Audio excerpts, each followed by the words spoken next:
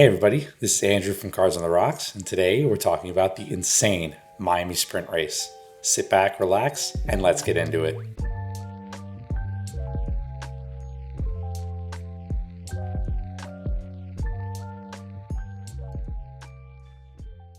Yesterday we had an absolutely fantastic start to the weekend where we see Kimi Antonelli taking pole over both the McLarens in the sprint race.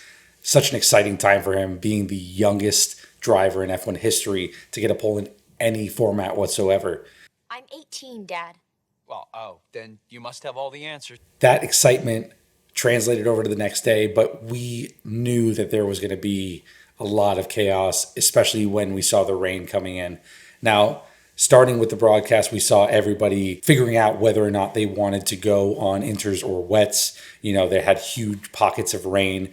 The track itself was extremely wet, and they decided to go out on a formation lap to see if it was raceable. And Charles Leclerc, unfortunately, aquaplanes, loses the car on one of the back straights, hits it into the wall, and loses his entire right side. And his race is over for the day before it even begins. A DNS for him. Now, at this point, everyone is on a strategy blunder.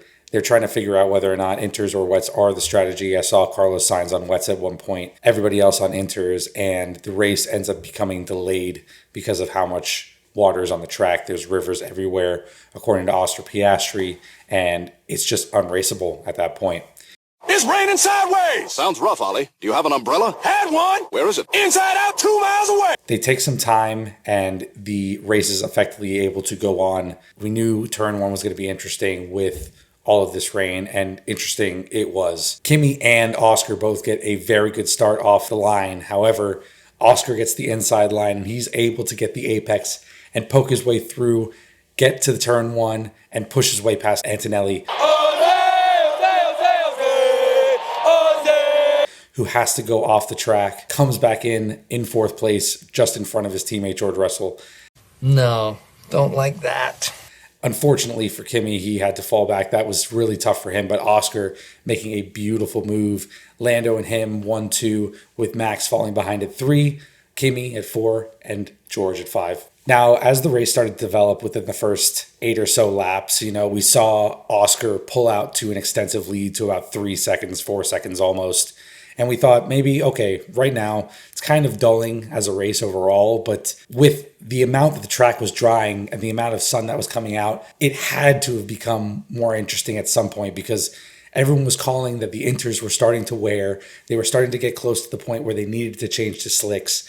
At one point, we even saw Lando start to catch up to the back of Oscar. We get to around lap 11 or 12, and this is where things start to absolutely go insane. First thing that happens, you see Yuki dive into the pits, and he goes onto a set of mediums. Now, was Red Bull trying to see whether or not Yuki could make his way up the field and gain some places, or were they trying to get information in order to give it to Max to see if he could come in early and gain some advantage over the McLarens to see if they can get some places as well?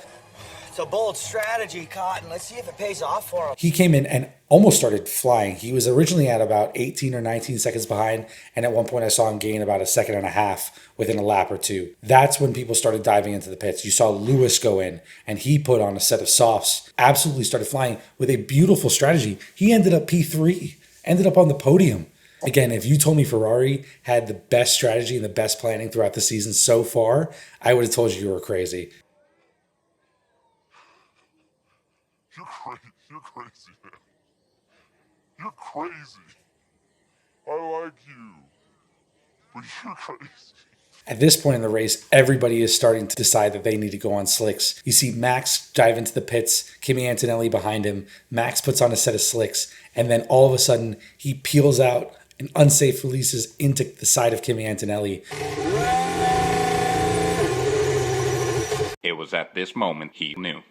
He fucked up.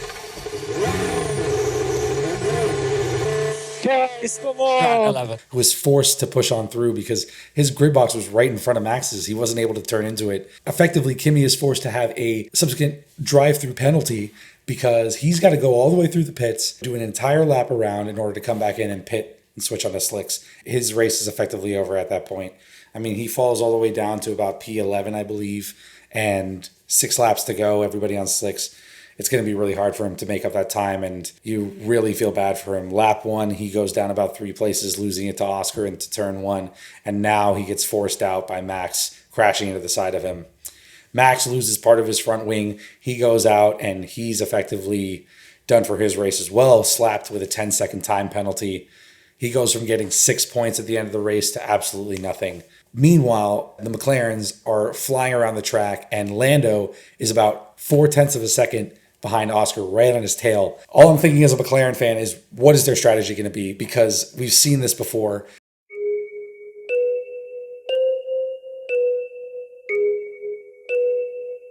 Now, Oscar is leading. If they send both of them in, they can't, because a double stack would be absolutely chaotic. They would screw over Lando. They would mess up his race. There's no way they can do that.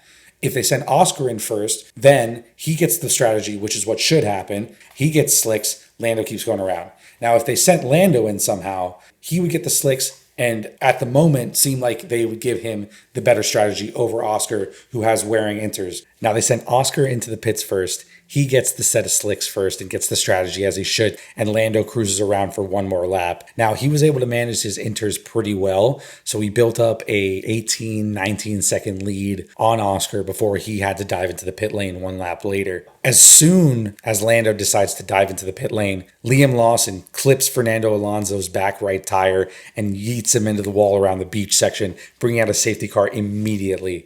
Now, Lando's got to hustle at this point. McLaren get him onto a 3.7 second pit stop, get him out on slicks. He gets out into the pit lane and trolls all the way along while Oscar is flying around the last few turns.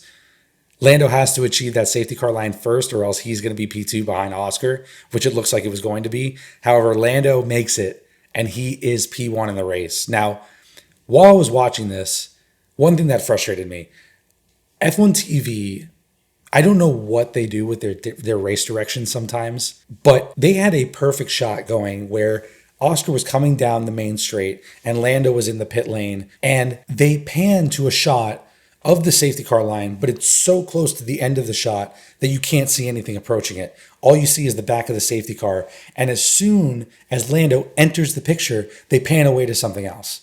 And I couldn't tell if it was Lando or Oscar because all I saw was papaya. I just was very frustrated that because they could be doing so much better with the amount of money that Formula One has in order to have this terrible of race direction with the TV. It just doesn't make any sense to me. Now, going back to what I was saying, Lando ends up achieving P1 and he sits behind the safety car for the next 3 laps because there was just too much debris for them to be able to clear up in time to have 1 lap of racing. Although I would have loved to see 1 competitive lap of racing before they cross the finish line. However, I will take a Lando sprint win anytime I can take that. The race ends up Lando P1, Oscar P2, and Lewis Hamilton rounding out the podium with an incredible strategy from Ferrari. Good for him.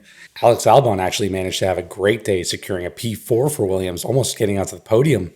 He was able to manage his tires really well and secure that 4th place finish, which got Williams a few points that they needed with Carlos Sainz going out, crashing his car, going to the chicane. It's a great start for Alex to this weekend, sporting that gorgeous Florida orange themed helmet for the Miami GP.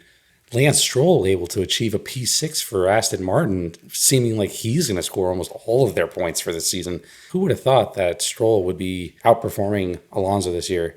Alonso having a few crashes this season and Stroll actually driving seemingly well compared to previous years. Well, well, well. How the turntables. Lawson scored a P7 and Behrman P8, coming all the way up from essentially P18 with Leclerc going out, and Yuki Tsunoda finishing P9 on that early switch to slicks, making up 10 places from P19. What a race for them. I mean, Behrman was able to secure points after starting P19 on the grid. Yuki just on the cusp of getting points, but still a great race for him. Also, shout out to Liam Lawson. He had a great race as well, going from P14 to P7 in that absolutely gorgeous pink liveried Visa Cash App car. Quality start to the weekend for him. Let's see if it translates to the GP tomorrow. What a fantastic sprint race to start off the weekend. We got some rain. We got some strategy innovations. And if we can get some of this to translate over to tomorrow for the actual race itself, for the Grand Prix, we'll have some really interesting racing on our hands. And I think we could see some chaos at the top. This has been my review of the Miami Sprint Race. I appreciate you for stopping by. Now drop a like down below if you can. Leave me a comment saying who you think is going to be the winner of the GP this weekend, and subscribe if you can. Anything that helps the channel will be greatly appreciated. This has been Andrew from Cards on the Rocks, signing off. Take care.